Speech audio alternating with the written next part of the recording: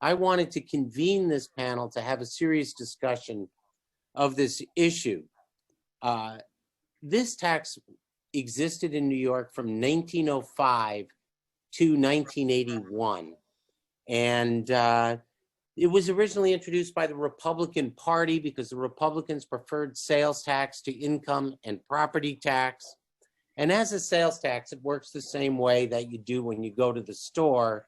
You pay the tax as a consumer, the merchant doesn't. So unless the tax is set too high, the customer is going to continue to buy the product and the merchant is not going to be hurt in any way. So we had this with great success in New York from 1905 to 1981. In the late 70s, it was transferred to New York City to help New York City out of its financial crisis.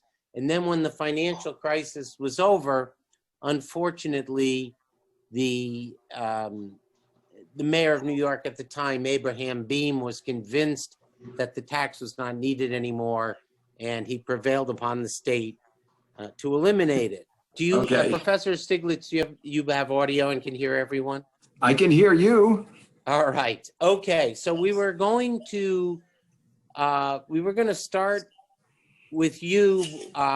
If you want to start, we can start with you, and you can speak about it for 5 minutes.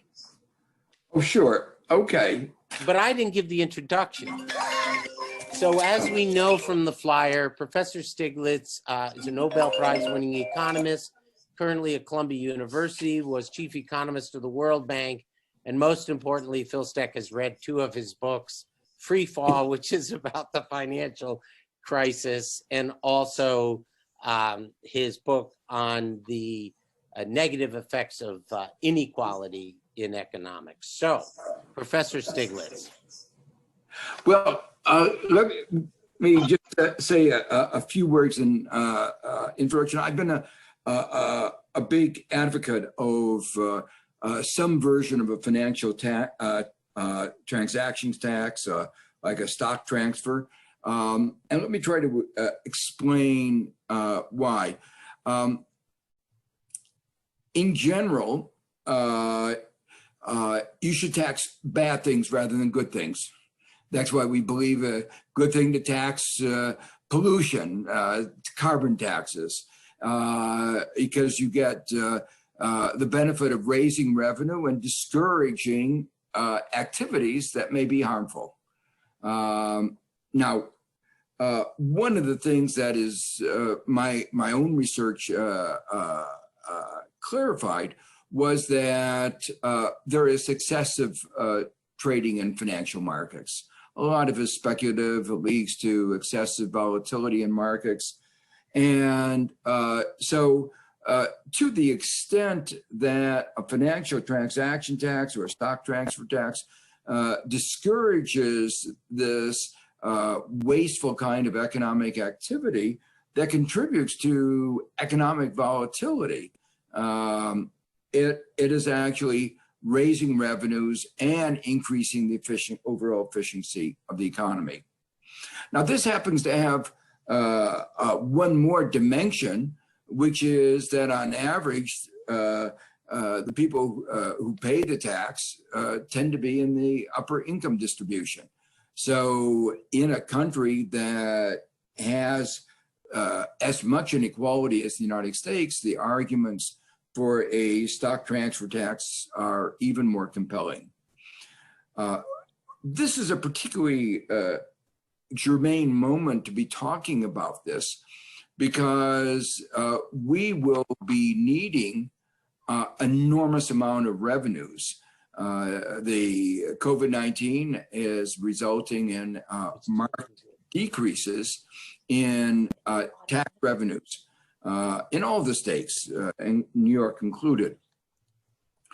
So we will have no choice but to raise taxes or cut back expenditures.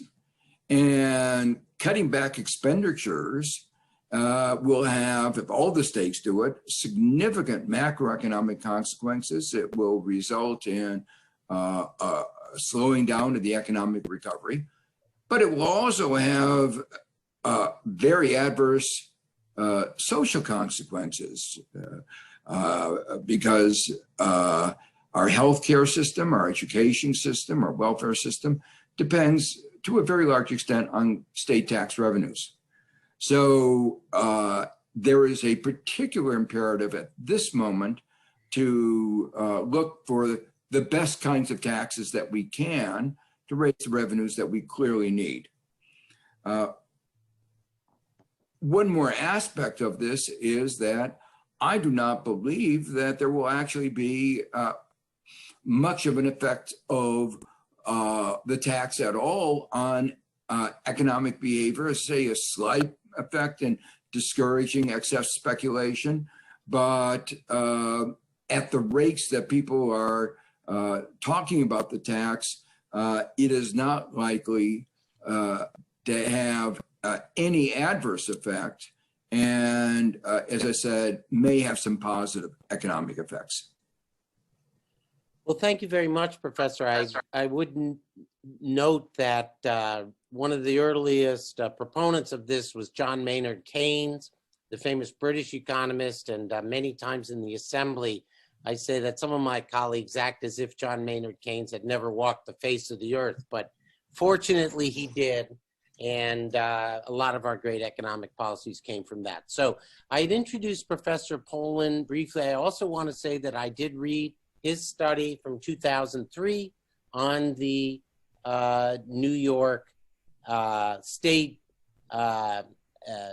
stock transfer tax, and we will get into the issue of stock transfer versus financial transactions later, but Professor Poland.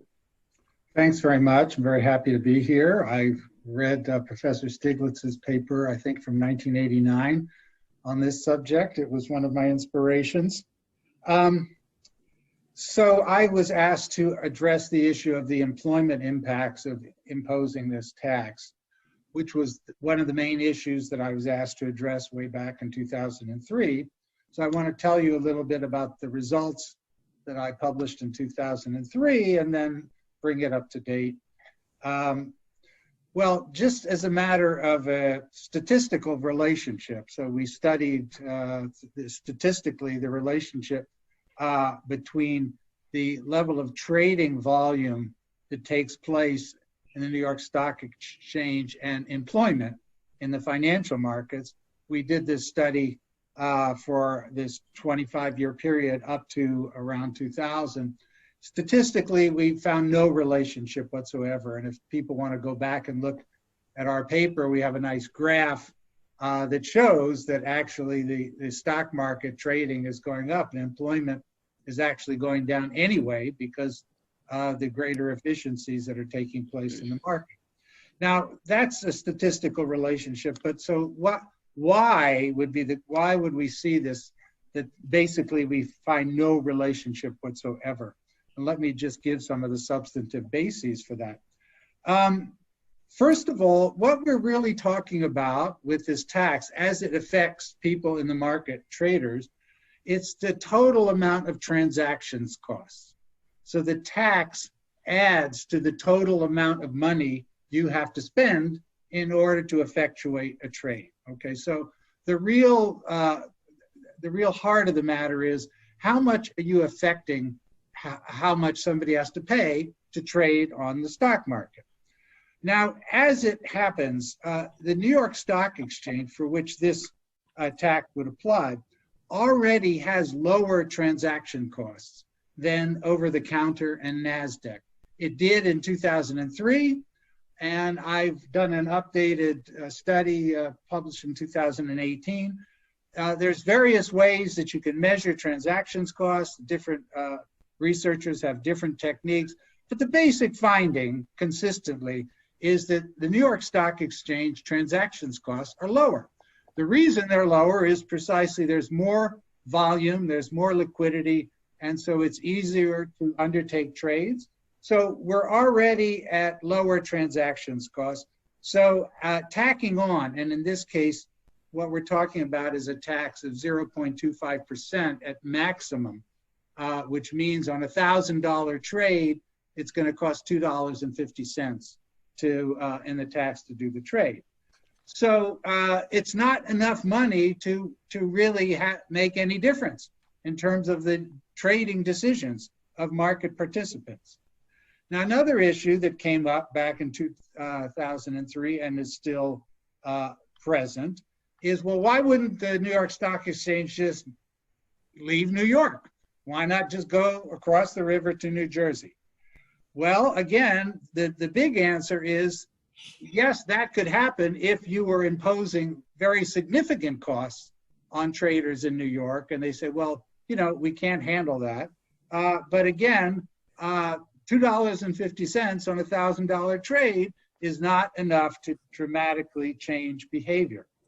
On top of that, I mean, we already know, why wouldn't, if New York with the traders were really concerned about this kind of small tax, they would have already moved to New Jersey, because rents are much higher in New York than across the river. Rents are about 30% higher. So if all they were looking for is the lowest possible cost in order to undertake trades, they would have been in New Jersey a long time ago, or maybe they should move to Salt Lake City or someplace else. Okay, another consideration on employment is, we have to remember that it's not like the money is just flushed down the toilet. The whole point of this tax, as Professor Stiglitz emphasized, is to prevent austerity budgets in the public sector. So the money is going to be taken from the stock trading activity, but then it's going to be rechanneled into keeping the public sector viable. So what really, as a rough approximation, what really is going on, we're taking money, small amounts on trades, and enabling public education and healthcare to continue to employ people. So actually, the net impact on employment of this tax is to increase employment, not decrease employment. It may have some small effect, as Professor Stiglitz said, some small effect on employment in trading, but it is going to have a very large effect on increasing employment in health and education. So one of the things I showed in the 2018 paper, because of the fact that, as we all know, teachers, educators get paid a lot less on average than people on Wall Street. So if we transfer a given amount of money from Wall Street into education, you increase employment from $2,000 per $1 billion of spending to 15,000 jobs per $1 billion of spending. So we actually increase employment sevenfold just through that kind of direct transfer. Okay, what has changed finally since 2003? We still have lower transaction costs and in New York relative to the rest of the market. So we have lower transaction costs than in other market venues such as Chicago and San Francisco. So that hasn't changed. The final issue that I was asked to discuss that I'll just mention briefly is, what about taxing other trading, such as bonds and derivatives? I support that.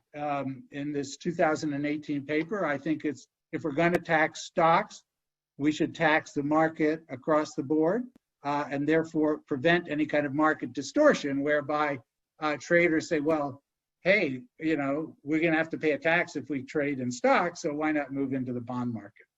Finally, I would just say other countries have these projects. You know, in London, they have a 0.5 tax. They've had it since the mid-'80s. It has not crashed London. London still exists, and it is the second biggest global financial market. So I would note that Professor Poland's work was cited in a recent study from the Brookings Institute, which also appeared to join in the view that other financial instruments should be subjected to the tax.